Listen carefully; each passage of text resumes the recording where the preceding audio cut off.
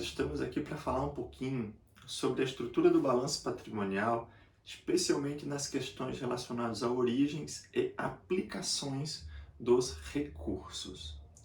Para isso, é bem importante que se entenda como que é composto um balanço patrimonial. O balanço patrimonial ele é composto basicamente de três grandes grupos, sendo o ativo, o passivo e o patrimônio líquido. Lembro, como já dito em todos os outros momentos, nas aulas anteriores e nos vídeos anteriores, de que o ativo tem o mesmo montante que a soma do passivo mais o patrimônio líquido. Ou seja, a nossa equação básica da contabilidade é o ativo menos o passivo igual ao meu patrimônio líquido. Ou ativo igual a passivo mais patrimônio líquido. As duas formas estão corretas de representar a minha estrutura do balanço patrimonial. Mas o que são, na realidade, esses ativos, esses passivos e esse patrimônio líquido da minha empresa? Só para se entender basicamente, né? No meu ativo, nós temos todos os bens e os direitos da minha empresa. Ou seja, os bens materiais e não materiais e os direitos que a minha empresa possui estão registrados dentro do meu ativo. Bens mais direitos.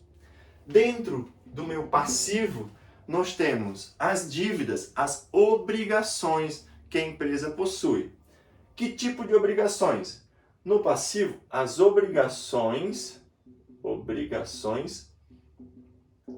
com terceiros. O que são essas obrigações com terceiros? Ou seja, as dívidas, as contas que a minha empresa vai precisar pagar para pessoas que são externas à minha organização. Pessoas físicas, pessoas jurídicas, entidades governamentais e assim por diante. Por exemplo, conta de energia elétrica, os salários, algum tipo de empréstimo, pagamento de impostos, pagamento de fornecedores, tudo que a minha empresa tem de dívida que em algum momento vai precisar pagar é chamado de obrigações com terceiros e se apresenta dentro do meu passivo.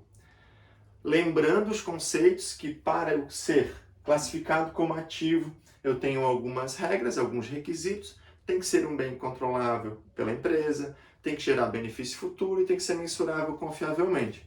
Passivo da mesma maneira, tem que gerar um sacrifício futuro para pagamento, tem que ser mensurável confiavelmente e tem que ser uma dívida, algo real, algo que já existe, né? Tem que ser uma obrigação presente.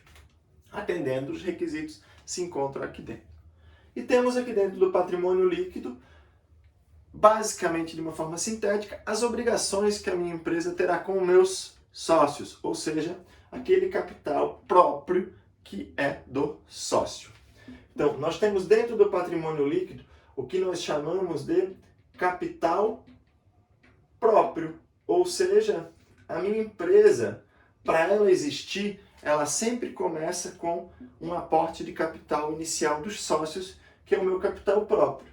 Do lado de cá, nós temos o capital de terceiros, ou seja, são recursos que a minha empresa utiliza para a sua operação funcionar. A minha empresa ainda não pagou, ou seja, está usando o capital de terceiros para poder fazer a sua operação.